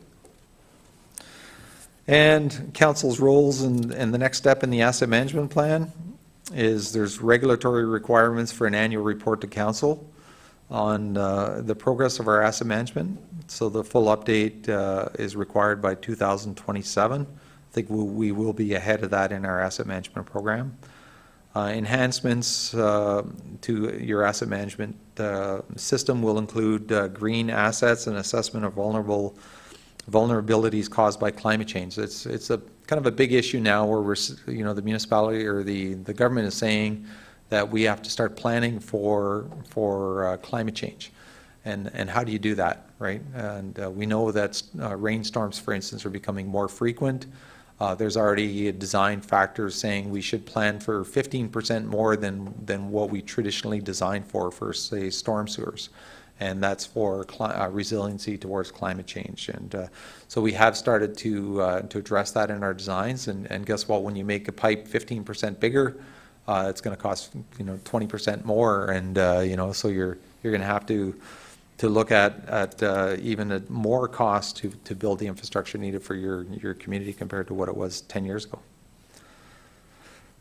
And I guess the next step is operationalizing our asset management system, which is like, having the policies and the young future leaders of asset management ingrained into the different departments in your corporation, and starting to have the council informed on the language that we're using in asset management. And in our budget processes, we can use asset management principles to try to explain why we need these projects and what levels of service we're providing, and how we're going to pay for the operating costs over in perpetuity. And I think if we start talking that language, then we're actually starting to put this into effect across the organization. So, and that's pretty much it, unless you have any questions on asset management. And I've eaten up a lot of time here. So No, thank you very much. I think Councillor Dick said it earlier about the great information that you guys are providing, and I think it's important to note that there's Renfrew that we see, and then there's Renfrew that we don't see. And I think with the way Director Aslan and Connor have shown that there's a tremendous amount of work that has to be done by the staff of Renfrew that do a fantastic job. But for every grant, for every tracking, that takes time. Somebody sitting at a desk, at a computer, writing it, researching it, doing all that. So there's even that part that we don't see either. So I want to thank you and your department for the jobs that you do. It's great. Does anybody have a question about asset management? Remo. Not so much a question, but possibly an observation. I know when I was first elected, you heard all sorts of comments about why aren't the roads in better shape and who made the decisions. And I think when you take a look at, the town, previous councils in the 2000s up until the 10s didn't have too many choices. There wasn't much flexibility. They built this building because it needed to be built. They built Mattaway because it needed to be built. And then they invested a lot of money and treasure in the wastewater plant and the water plant, and so and then they put water meters in as well. So over about a 25-year period, there were some pretty substantial investments made by councils that looked at the long-range view, and as a consequence, some of the maintenance may have fallen slightly off or a little behind because there wasn't that that kind of crack filling and shave and pave are two prime examples. That over the years had been lessened. So I think councils of the day make the best decisions they can with the best information they have, and I think we have to remember that, because I know at times when you're looking at budget, you get a little frustrating. Oh my God, why didn't somebody do this before? Well, and you take 5 minutes and look back. There was some wise investment made that's put us in a position today where we're going to be able to really address some issues over the next 4 years or 8 years or 10 years. Some of when you look at the colored map of the roadways, it talks about poor and in need. But that was a lot worse 6 years ago. And so we're in a position because there was some wise investment and some pretty tight purse strings over the last 25 years to get us to this point. So it's just something I try to remember every day, and it might be something you find useful. Thank you. Thank you. So no questions. We will now go on to the Transportation Master Plan presented by Steve Taylor from BTE Engineering. So I don't know how this part works. yes, and maybe I'll just give a bit of an introduction. And this is Steve Taylor of BTE, and I think what you're going to see is that this is sort of the plan part that I discussed in our infrastructure presentation, where we do look very, very seriously at what Renfrew needs in the future, and what kind of standards need to be established to provide the levels of service. And you'll see some very interesting work that Steve has put together based on terms of reference that the staff prepared for a transportation master plan, and it's looking 20 years plus into the future to determine what is going to be needed in Renfrew to service growth that happens in the community, and that's the very fundamentals of the planning process related to the transportation system. So you can imagine that a process like this will happen as well with our water system and our sewage systems and all our different infrastructure. But I'm sure that Steve, if you're online, we'll turn the presentation over to you. Nate, can So I was just going to ask first, am I sharing the screen? Can you guys see my screen? Yes, we can. You good? Okay, I got the power. So thanks, Mike. So as Mike said, Steve Taylor, so I'm president of BT Engineering, and my background is in transportation planning. I'm also one of the country's certified value engineers, so I've done value engineering work for the town. I've done transportation planning in around the town, and I'll make reference to some of those. But at the beginning of the master transportation plan, and tonight I'm just going to describe what we've done to date, show the things that are being considered, a consultation that's been taking place, and give you a sense for where we're going to go by the end of this. So, introductions. The master planning process is going to be able to establish projects, programs, and policies that the town may roll out over the next decade or decades. It's a forward-looking process that is going to give some vision for future infrastructure as the town grows. You've just been hearing Mike describe the infrastructure in the town, and one of the dominoes that falls is we typically pick transportation corridors to plan and protect. It provides the land and right-of-ways that you can start planning the buried infrastructure for the growth of the town as well. So this being the first master plan, it may allow flexibility for future infrastructure master planning. So this is a snapshot of the last town master plan completed decades ago. It's an excellent piece of work. It had recommendations in there that have been carried forward, including it was the first planning document to identify the location of the future Highway 417. I'll talk about that in a second. In fact, I've done subsequent planning for the freeway project, predicated on the work that was done by the initial master plan. So you can see how long range some of the transportation planning aspects is. It's been decades since it was completed, and some of it is just being implemented now. So the project and study is going to be fulfilling requirements of the Municipal Class EA. So the Municipal Class EA is a decision-making process. It involves public consultation, defining and recommend a plan for carrying forward. This will define the first steps of future projects and document which ones will be which schedules in the Class EA process. But it started with us creating a draft and final study design, which is an initial document that anybody that was wishing information on what was going to be undertaken, they could go to this document at the very beginning and show all the stages that would be completed, consultation opportunities, and both the public and Indigenous peoples and municipal agencies and stakeholders all had a chance to see what the plan would be. It's included identification of problems and opportunities, or doing some of the traffic work to define future traffic demand for different growths, and I'll talk about those in a bit. Development of potential network improvements. So we have a longer list of some improvements that may be implemented. I'll show some of them tonight, and then some of them will be recommended by the time we finish the end of the study. Evaluate connectivity with area municipalities, and we have a working steering committee that includes the county and adjacent townships and MTO. So we're providing an integrated transportation plan between the town and other stakeholders. We will eventually develop and analyze and prioritize the potential projects, programs, and policies for the plan. And then in the end, we'll have documentation, a report that will look something like the last one. And it'll become a blueprint for implementation in the future. One of the things that will look is we'll have candidate the intersections for improvements. These are a couple on our list. So Raglan Street at Renfrew Avenue, as well as the Raglan Hall Avenue Opiongo intersection. Both have been raised by the public in our first stakeholder meetings and public information center.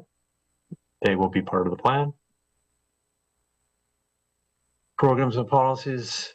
It may create programs and policies that can be implemented for pedestrian crossings, road system policies for use, design standards that can be implemented for future projects or brownfield reconstructions, parking lots, electronic fueling stations, those types of policies may be included in your plan.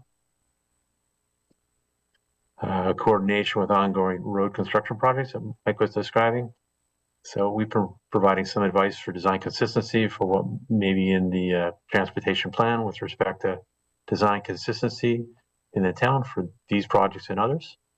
Again, focusing on complete streets approach, trying to provide separate space for active modes of transportation, as well as the roadway users. Hall Avenue is one of the associated projects being developed by the town. Lucky enough to have done the original EA study, hand in hand with the developer. It's a really effective way for the town to implement future transportation improvements if they're planned as part of the development of the lands. And again, we're giving input on some of the design standards that go with this for future implementation. Consultation today, so agency consultation. So we've got a steering committee that's been meeting at the key milestones. Again, include the county, townships, MTO, BIA, town, guiding as we go through the study. Public consultations included the town website. We had our first open house and community cafe in June to initiate the study. There'll be a second one, and stakeholder meetings as we go throughout the duration of the study. Indigenous peoples, so as I described, this is a formal environmental assessment, so it requires reaching out to First Nations peoples, and our ongoing activities have been newspaper notices. We've got a contact list that we've continued to update as people show interest, and updates on the town's website. Just a snapshot of our June event. So a cafe event, consultation we've had with some of the developers. You'll see some of the plans that we've got, and we're trying to engage them. So integrate the transportation land use plans. Traffic side, we're looking at the land use plan and trying to formulate future transportation network plan that could be reflective of future build out of the town. We have looked at the backward looking forecasts of what have happened previously, and we're trying to take a look at also population growth rates that exceed historical growth rates.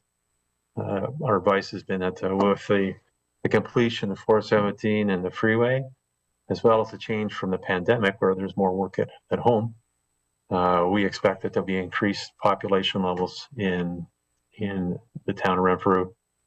It's not unlike the population growth that's happening in Carleton Place as the freeway got to it. Other towns of this size are also seeing and planning for bigger land use populations. We're doing work in Picton, and Picton has somewhat the same population, and they're starting to test growth rates as high as 25,000 people. And as you can see on this side, we're planning on testing growth rates as high as 10, 12, or 15,000 population levels. These are the areas within the town boundaries that are locations for growth. What we want to do is define transportation network solutions that can be integrated with those land use plans. There's some examples within the town where the land use has occurred and haven't allowed corridors for future transportation connectivity through them, and it's boxed yourselves in a couple locations. So this forward-thinking process, hopefully we'll be able to do much of what you've done on the Hall Avenue project. Integrate the future transportation plan with the development plans as they come out. Consideration, I've described the complete streets approach, trying to build on active transportation, so making sure we've got the network connectivity for the trails that go through the town. I put in one of the focuses of the transportation plan will be to build on what's coming from the ministry. So as described, I've done the formal assessment and preliminary design for the freeway expansion around Renfrew. Connections to the three interchanges are, key to connectivity. The first I've got here is Bruce Street at the north end of town. Second is the connection to O'Brien. And the third, and I'm going back in time, but the third one was one that was in addition to the ministry's plan when we did the EA and preliminary design almost 20 years ago. Recommendation was to provide an interchange connection to Gillen Road. And that was thought that would be an ability to distribute traffic from the town heading to the freeway. We're going to build on these. So this is some slides that should show some preliminary alternatives for discussion. These haven't been selected. These are a long list of things that might be implemented or considered. Some of them have shown at the first PIC. Some have come from discussions with stakeholders or comments that we got at the PIC. But these are potential new corridors that could be longer term property protection. I'll just go through the slide to show little blow-ups of them. So potential locations for the next crossing of the Bonnechere River. The traffic work will be taking a look at traffic demand across the screen line. We're limited by the number of crossings, and our expectation of we'll at least define corridors for future crossings.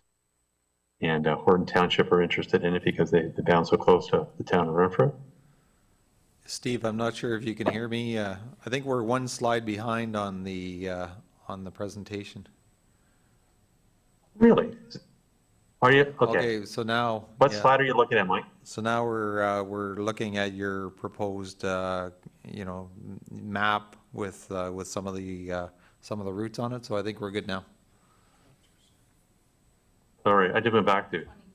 I don't know how that's possible that we could be out of sync, but. 20. Am I turning the slides or are you guys turning the slides? I am. Oh, okay, yeah, I guess. Turning and it wasn't turning, so I just started. Okay, so we're good now. Yeah. Let me say which slide I'm on and get you guys connected. Okay, thanks. So this is a slide that shows all the corridors. You're seeing that? Yes, we are. Let me go to the next slide that shows the blue lines and blue arrows. Yep, that's right. Okay, we'll put you in sync. Those here. are crossing, potential crossing locations. Bonnechere. I'll go to the next slide.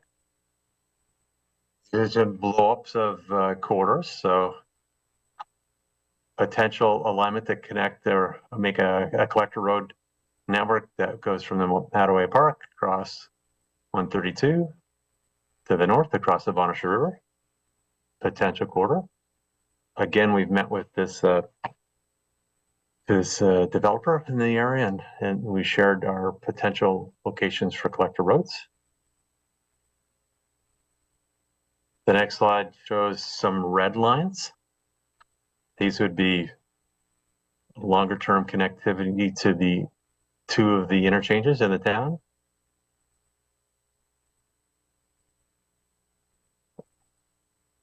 Next slide shows some of the collector roads under study. They're shown in purple lines. Again, in the bottom left of the screen, the southwest corner development location in the town, it's restricted by development that occurred to the east of it. And these are potential locations that any development in those areas could have collector road connectivity to bypass existing land use development and or have connectivity to a north-south collector road as a boundary road with Edmundston Bromley.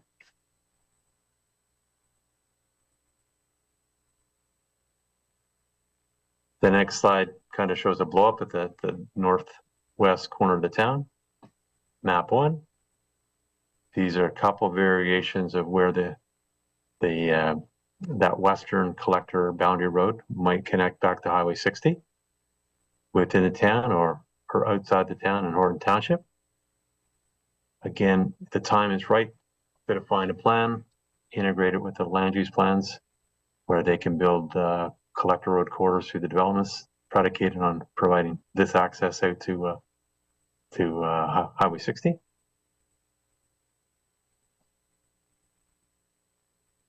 Next slide, map 2. This just shows one of the options for crossing the Bonnechere River. It's challenged by, it's on the edge of the municipal boundary with Horton.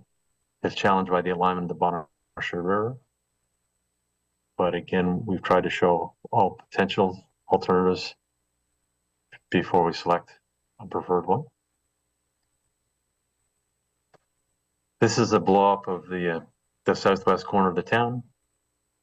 And again, you can see all the existing development that limits the ability to get new trips to go to the east, and potential corridors that we're considering. And it could be that the developments we've talked to the initial developers. The developers may focus on their transportation access, actually going to the west to a boundary road along the township boundary before finding one of the routes to exit out. The Opiongo Road alignment is a really interesting alignment because it would come out to one of the more congested intersections in the town, and it may provide some relief flow for traffic that is on O'Brien. And it's one of your other projects that's just being considered. Next slide just shows this would be in the southeast portion of the town. Potential collector roads, again, to take some of the traffic demand off O'Brien, taking trips that would eventually go off to the Gillen Road interchange. Next slide, titled Map 4. Again, this shows the Barnett Boulevard extension, another, big asset in the town, collector road, and it can provide relief flow in parallel transportation service, feeding the Gillen Road interchange and or O'Brien.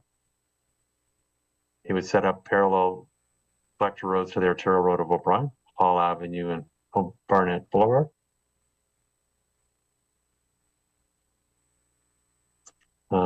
Potential for a commuter parking lot on Mask Road.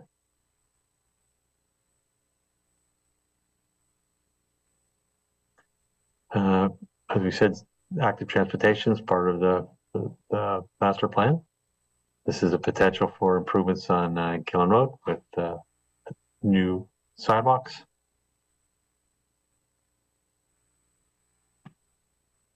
This is a slide that shows the potential for changes at the intersection of Hall Avenue, Raglan Street, potentially Opiongo Road, Raglan Street. It's one of the more congested intersections in the town. As traffic demand grows, it'll only increase for delays. And this is the range of alternatives where we could change the configuration of the intersection or some of the alignments of the roads that feed into it. And this would be one of the master transportation plan's recommendations for a future project. And it may identify corridors to protect from development and or as housing or buildings change in the future. The transportation plan may be set in advance of its construction, and we've got examples of the project where the road corridor has been defined, and as land uses change, buildings go up and down every 30 or 40 years, there becomes opportunities to buy even properties to open up a corridor for a future transportation plan. And the last slides I've got are just schedule. So basically initiated spring of 22. We've had our first PIC to show alternatives and get input on alternatives that should be considered. We're going to complete our traffic work for forecasting in the future. We will end up doing an evaluation of alternatives to prioritize projects, develop a list of programs and policies to carry forward. We will come back to council before we come back to go to the public for our last open house. And we'll finish the master plan next fall and present it to council for adoption by the town.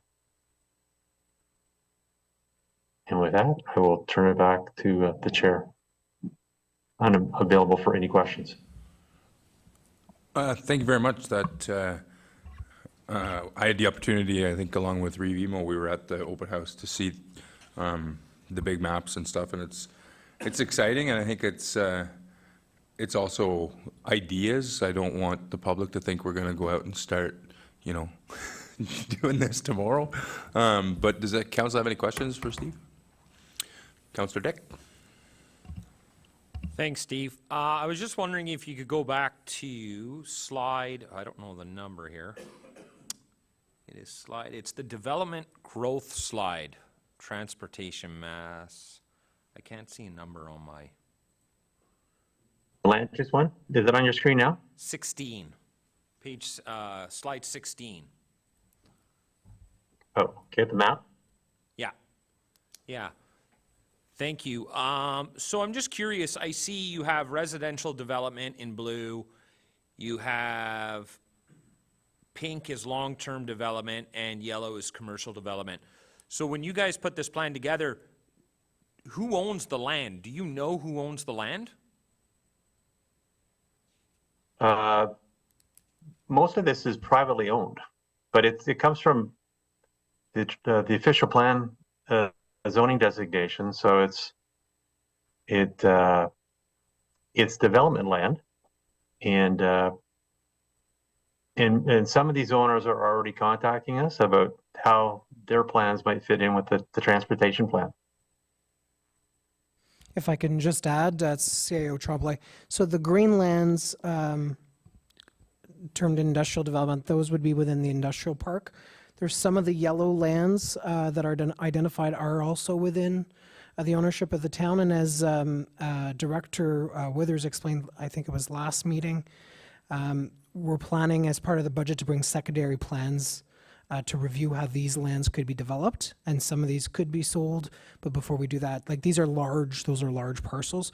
We also own some of the purple or pink in terms of the long term. They're closer to, or we don't own those lands, but we do own on the other side of Opeongo Road, kind of the back piece of Mattaway. And again, those parcels that form part of the long-term development and the one in the middle, the residential development, are candidates for secondary plans to understand how those lands would be developed. So all these things kind of fit together in terms of the road network and some of the slides that the consultant has gone through. And then the secondary plan is also about what kind of development, densities, amenities would we like to see. So all these pieces fit together in terms of how we'll grow. And then that's going to be one of the focuses of the mayor's task force on growth readiness, is understanding what we own and what we can control, future planning, and how future planning on the development side also fits into the transportation network. And then Mike would tell me as well in terms of how we would service these lands, and so that fits into it. So it's a complex puzzle. The good part is we do own some lands, some significant acreage, especially towards Highway 17 and near One Innovation, and then and how those grow kind of in the future. But as the consultant has said, this comes from the official plan, which will also be updated in 2023. So just to follow up, I'm still confused because you have land here that is designated long-term development. You have land that is developed residential development. But my question is they've made this plan, but the owners of these lands, who we say we know, or they're contacting us, how do we know that one of these landowners decides that they want to keep their 300 acres of land as just forest? So we're making a plan, but we don't know who owns the land and what their intentions for the land is. So I think that's part of the work that needs to be done on the growth side. What the official plan says, and then the zoning kind of goes deeper, is basically says what are the land uses expected for these sites. And that fits in with the transportation corridor network and the servicing requirements. So the assessment role that's given to us by MPAC has all the properties and all the properties on the roll and who the owners are.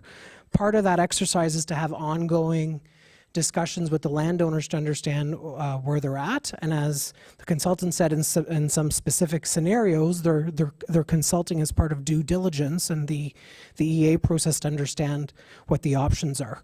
So yes, somebody could own land and bequeath it to the third generation from now.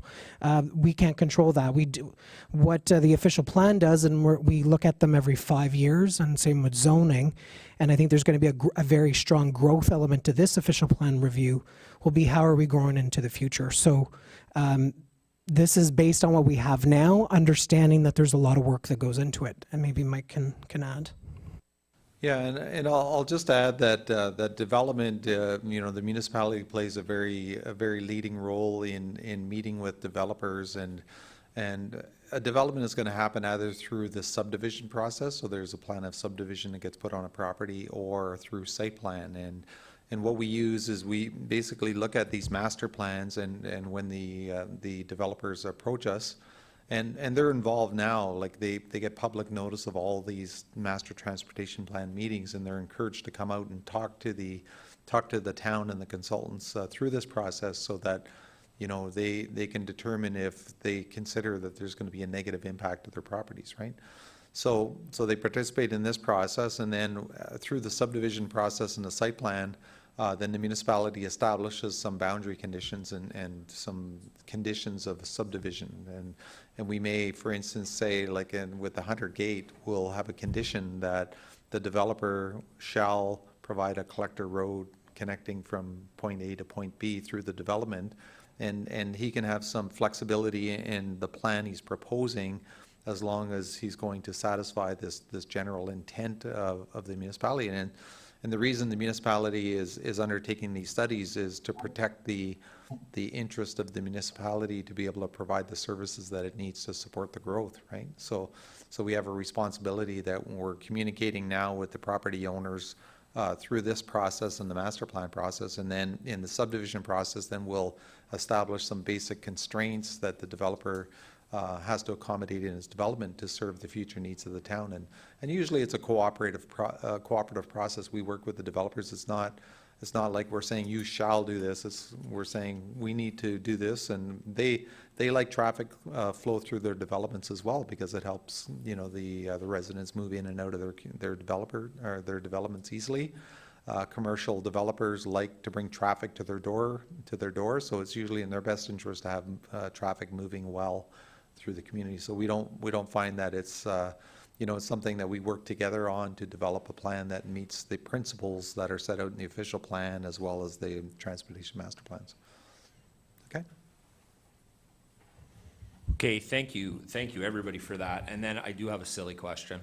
I'm looking at slide 34. Again, this is just a plan. This isn't set in concrete, correct? Yep. Okay. Correct. So I see arrows going through people's houses. Someone needs to explain that one to me. So this slide? Yes. It's to show every potential combination of options that might be considered for improving the intersection and the flow at that intersection. So one of the things, the circle, is to show that, you know, you make changes right at the intersection.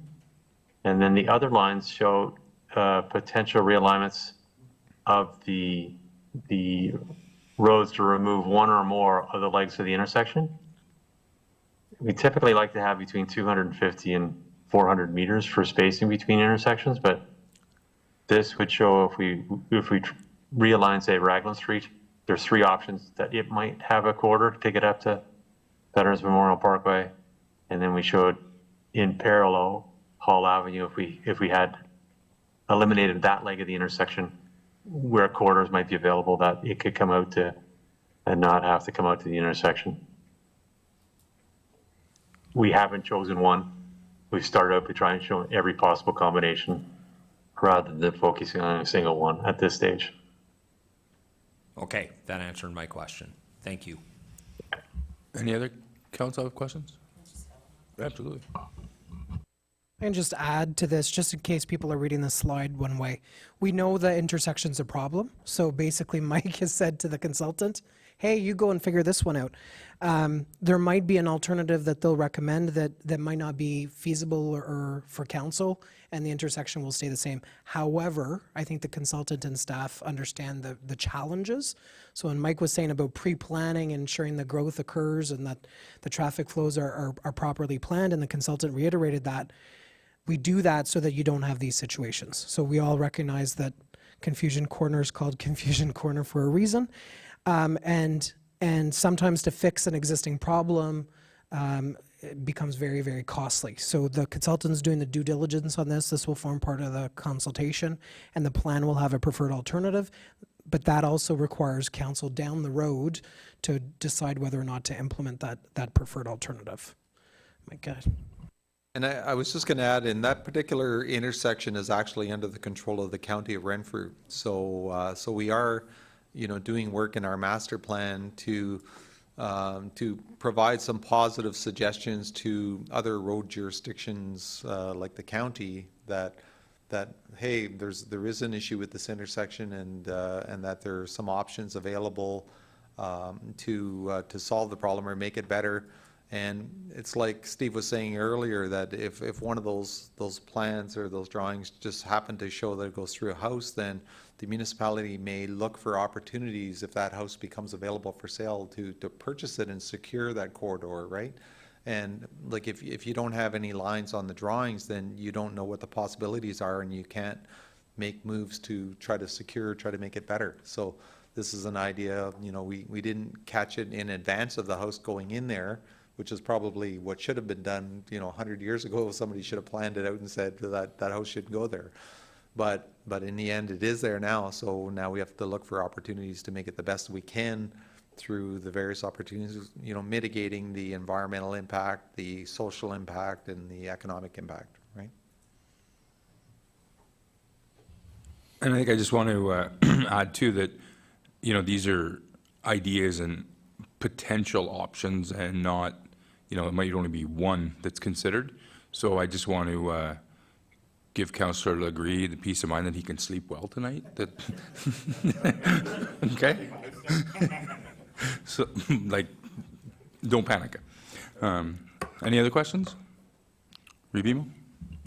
This is a very blunt instrument, and it's to start planning. And a prime example is if you go out Barnett Boulevard, come to Gillen. Every time I drive that stop sign, I think, why was some of those houses allowed to build? They should have just left one lot empty so you could scoot it right out to the highway. And so, as Director Aslan was talking about, that's a prime example of somebody maybe not planning ahead.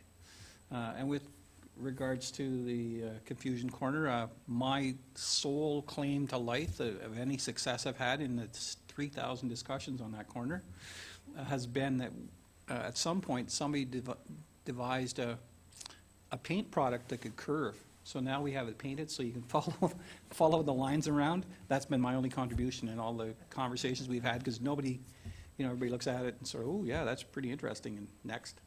So I think we're a long way from solving that problem, but we do have the lines painted now, and with little arrows that help people, and that seems to work. So that might be the solution for the next 10 to 15 years. Thank you. Any other questions? Steve, thank you very much for your time. Very informative, as I said when we did the open house, and look forward to hearing more information in the future. So thank you. Thanks very much. All right, we're moving on to E.1, and I'm just going to read the motion. That Renfrew Town Council approved the change of membership of the Renfrew Public Library Board to a minimum of 7 and a maximum of 9 members.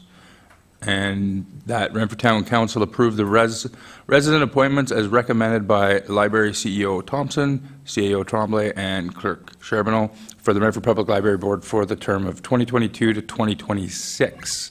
Can I have a mover, please? Rebimo, seconder. Councillor Legree. I will turn it over to the Deputy Clerk for the report.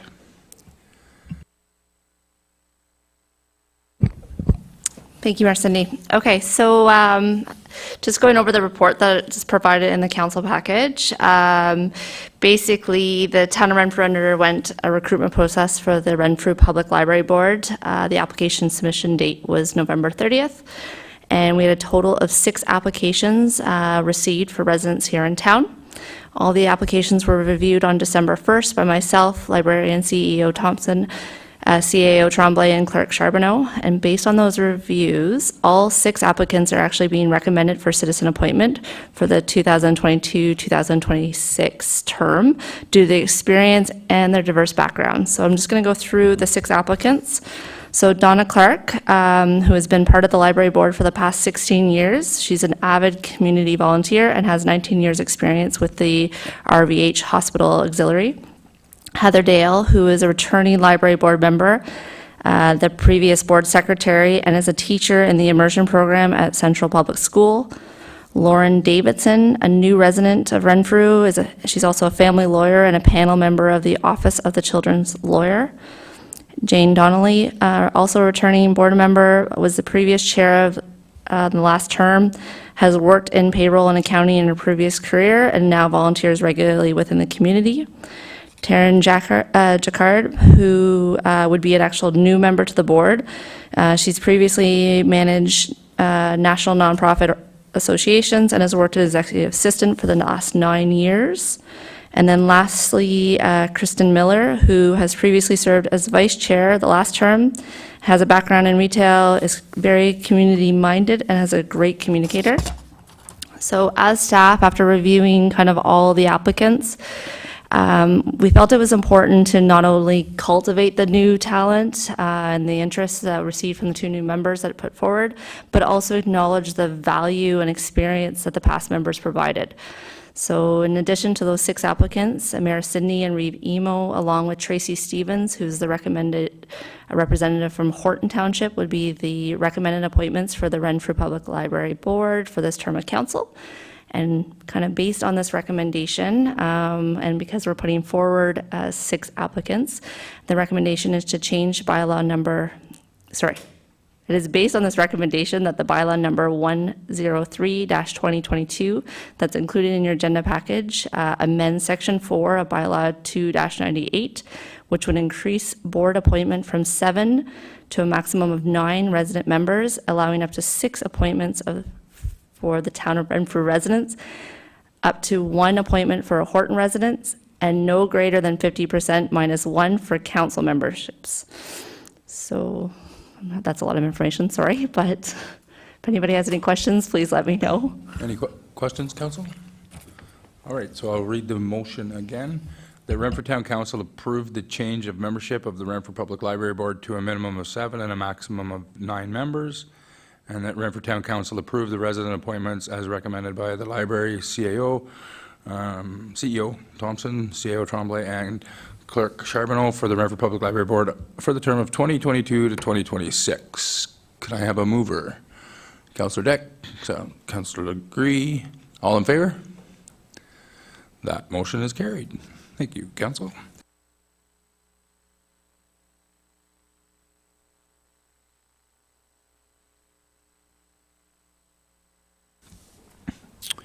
And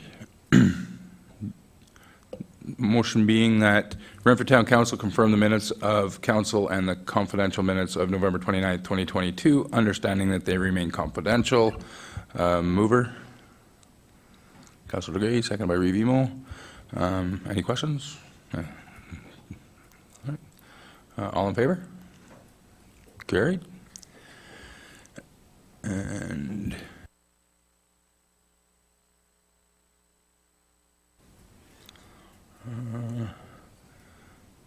any notice of motions coming forward from council? Hearing none. So we go on to L. That bylaw 103-2022 and 104-2022 and 105-2022 listed on the agenda of December 6, 2022 be taken as read and passed. Mover, please. Councillor Dick? Reeve Emo? Any questions? All in favor? Carried. Just going to highlight that our regular council meeting, December 13th at 6 o'clock, and January 10th and 17th at 6 o'clock. Our special meetings of council are scheduled for December 20th and January 3rd, and a committee of the whole is scheduled for January 31st. I think that should say 2023.